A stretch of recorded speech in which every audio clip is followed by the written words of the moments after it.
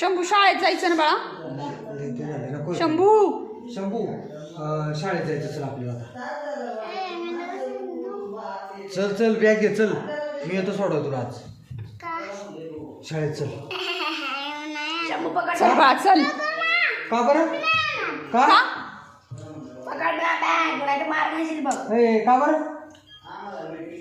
चल. तुला का नाही जायचं शाळेत? तुला शाळेत का नाही जायचं बाळा?